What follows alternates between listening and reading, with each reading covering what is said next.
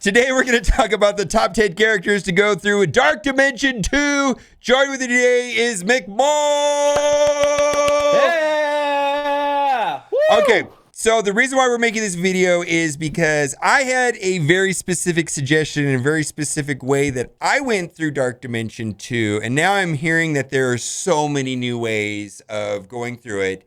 And specifically, I'm thinking of two characters, one of them you've used, and one of them that I think a lot of people should also use that are making Dark Dimension 2 a lot easier.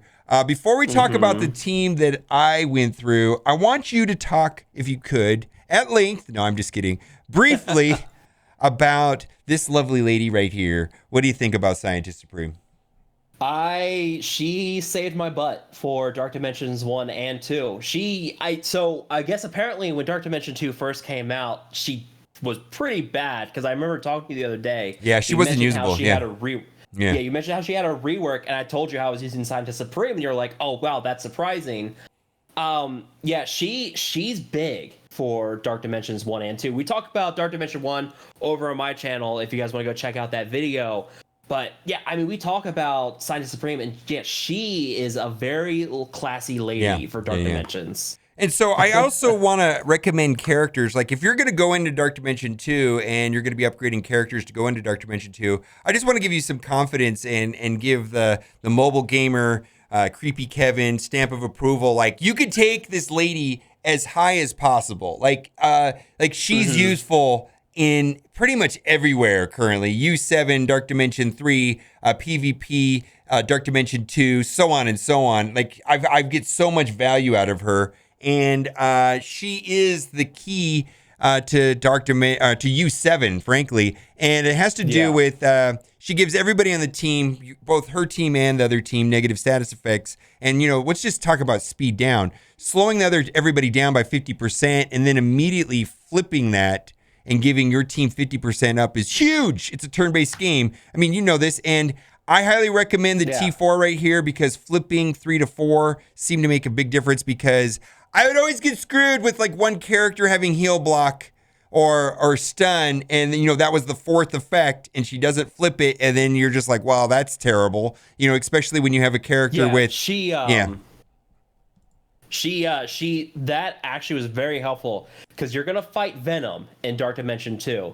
And Venom, as you know, throws out debuffs like it's Christmas candy. Like he just throws them out everywhere. Okay. And having that additional debuff be able to be flipped with that T4, huge with that.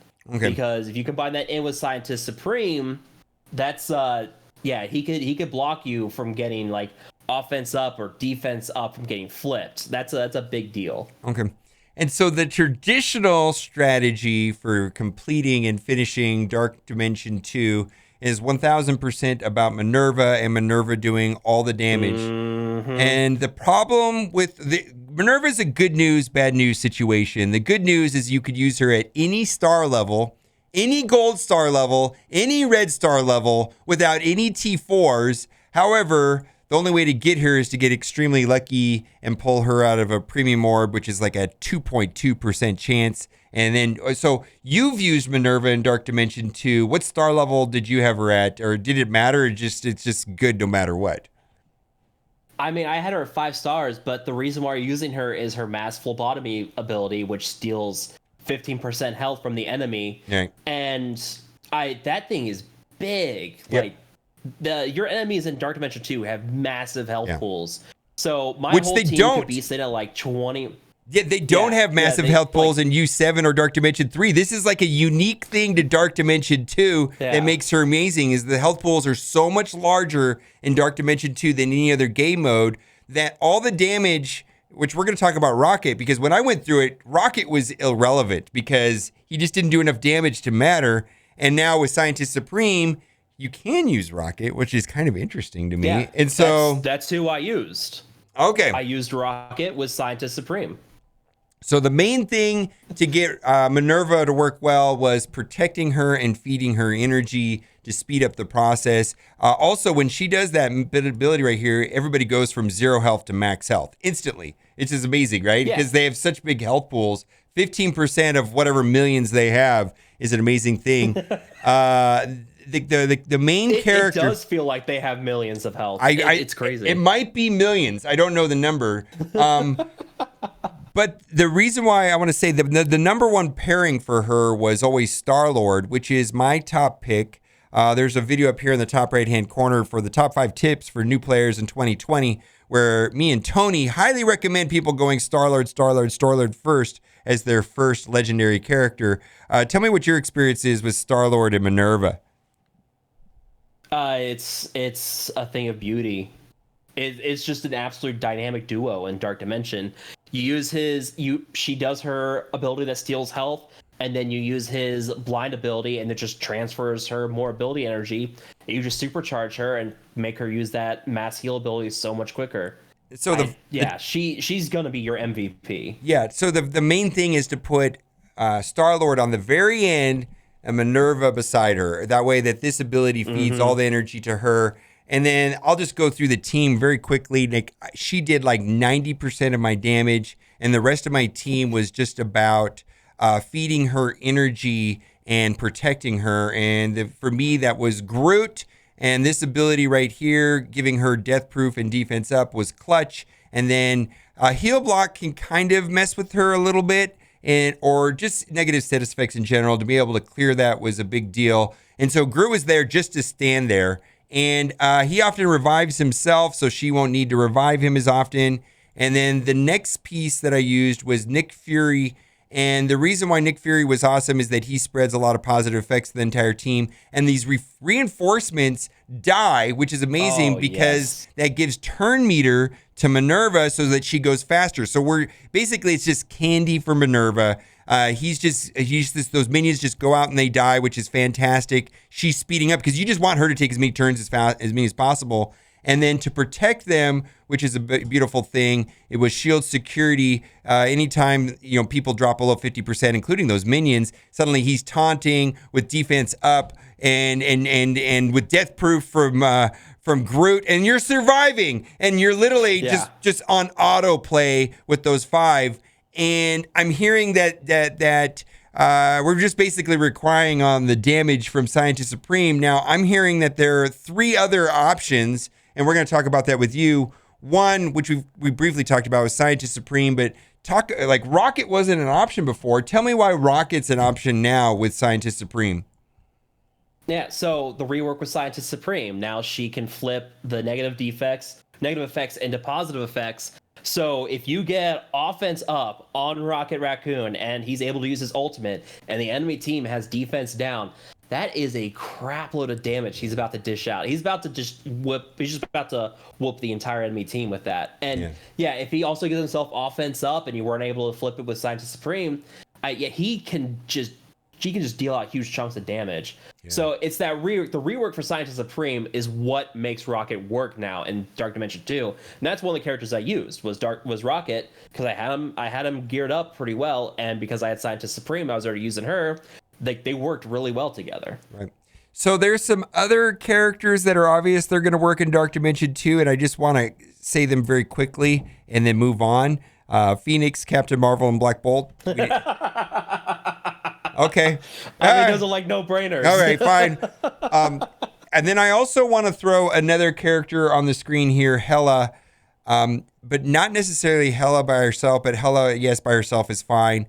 But I'm hearing that you could run a full team of Asgardians. Now, have you tried that? Is the damage high enough for that to work? Or maybe you run full Asgardians and take out Heimdall and just do all Asgardians and Scientist Supreme? I mean, I haven't tried it, but I hear it actually works now. So you talked about how the shield minions with Nick Fury would charge Minn-Erva. Mm-hmm. Greg does the same thing with Minn-Erva as well. So Hela keeps summoning the minion, it reduces the speed bar of the enemy team, also charges the speed bar on Minn-Erva. My Asgardians as a whole, I think they're all like gear 10 and 11, so they're not something I can use in Dark Dimension 2. Mm-hmm. Maybe down the road I can use them, but one other character I do want to mention here that could be interesting, that for like the 5 people who are going to unlock him, Ebony Maw. Oh, well, Yeah. Well, yeah. Yeah, he's basically another Minn-Erva with his like health drain and everything. Yeah, and we don't even know. I mean, I looked at the kit and I was like, wow, we're going to have Minn-Erva 2.0. Minn-Erva and Phoenix have already been very important for a long time just because the health steal percent-based damage, which Minn-Erva and Phoenix Summon has been very effective, even in other modes like Dark Dimension 3. And I'm sure Ebony Maw is going to be there. And the last class and the last character I want to talk about, and this is purely speculation, no personal testing on my part. It has to do with Symbiote Spider-Man. This guy, his top 10 character, in my opinion, easily. I'm using him everywhere, and I've been using him, but they're here. In Raids and Dark Dimension, he's the first one with a Dark Dimension tag, where he just gains a bunch of health, and I think that's amazing. And you probably could run a team of symbiotes now. And I think it's going to come down to my experience with him in U7 is stun with slow and then defense down just kind of gets the whole team going. And then he's feeding himself energy. And as long as you have somebody to do damage like Black Bolt or Phoenix or Captain Marvel, he does damage himself. So any other thoughts of teams or team compositions that you thought were interesting? I mean, my top 10 is right here, and then including Shield Security right there on the screen. But anything else that you want to say about Dark Dimension that you thought was highly rewarding? How do you like in your Ultron? Yeah, I just got him this morning, fresh off the factory floor. I have not used him yet. He's only sitting at gear 12. So I've still got to upgrade all of his abilities. I know, right? Yeah, you almost have to T4 everything on him too. By the way, he's one of those characters oh my god. The things I don't have enough T4s to go around all of his abilities. I have one T4 I can use on him, so I'm trying to figure out which one I want to go for first. But yeah, I mean, I'm very excited to be using him very soon. I'm the first person in my arena shard to get him, so I'm looking forward to terrorizing everybody with him until they also all get Ultron and then just turns into a cluster. Yep. So this is kind of where my new player suggestion is: get Star-Lord, pray you get lucky with Minn-Erva, go Star-Lord, go Guardians, and get Star-Lord, pray that you get Minn-Erva, unlock Ultron, good game. And you're like 5 months into the game and you're doing this already? Yep. I mean, see, this is like crazy. Now, you've wailed a little bit, I understand, but that's not the point. But I'm just saying that this is a thing, and a clear path is focus on Star-Lord, pray you get Minn-Erva, and then Minn-Erva and friends inside of Dark Dimension. And you could use probably any of these characters on this screen right here with her inside of Dark Dimension 2, and she's going to get it done. But these two is usually the catalyst, and Scientist Supreme's a no-brainer. So be sure to check out McBowl2's channel. There's going to be a link in the description. We did an overview of Dark Dimension 1. Anything you want to say before we go? Yes, make sure it's the MM2 channel, not McMole2. Okay, I'll do it right. Yeah. No, that's fine. Yeah, no, I know. Because Valley Flying did that. You got two, so it's MM2, right, instead of McMole2? Yeah, MM2. That's where I'm going to be doing all the Marvel Strike Force and like other Marvel properties are going to be over on that alternate channel. You know, people don't even know I have like a Galaxy of Heroes channel. They think that this is like the only channel I have, and it's like, no, this is my side channel. Yeah. OMG is like my side game. My goodness. All right, guys. Thanks for watching, and keep on gaming. Woo! Okay, we're going. Bye.